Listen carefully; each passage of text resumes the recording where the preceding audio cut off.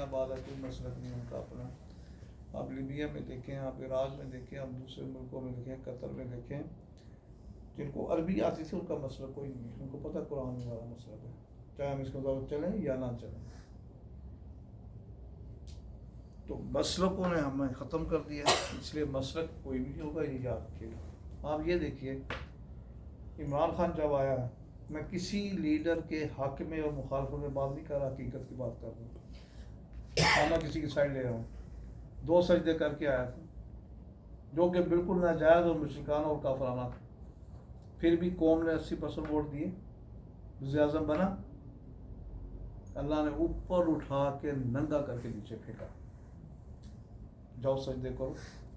ہے تو انسان تھا نا، غلطیاں ہوتی ہیں، لیکن یہ سجدے کسی کو معاف نہیں.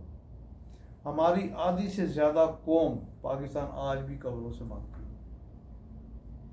قرآن کی آیت مطابق مشرک ہے، کریں آج کو غلط کریں غلط، تو حال کیا ہو رہا ہے آپ خود دیکھ لیجیے. شہباز شریف بھی، نواز شریف بھی، یہ سب مریم نواز اور سب یہ پیپل پارٹی، بلاول، سب ایسے ہی ہیں.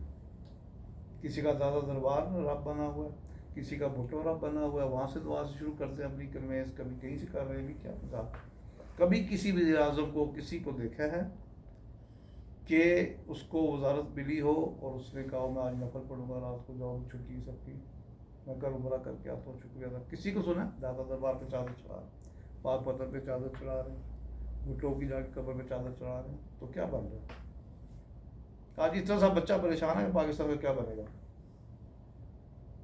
تو یاد رکھیے مسئلہ نام کی تو چیز کوئی نہیں ہے، میں آپ کو ثابت کروں.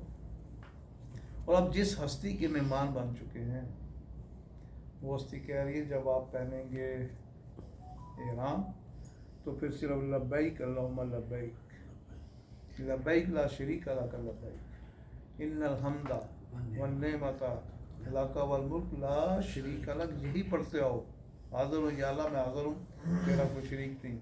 یہ ساری دنیا کی نعمتیں تعریفیں صرف تیری ہیں اللہ، اور تو پوری کائنات کا مالک ہے، تیرا کوئی شریک نہیں.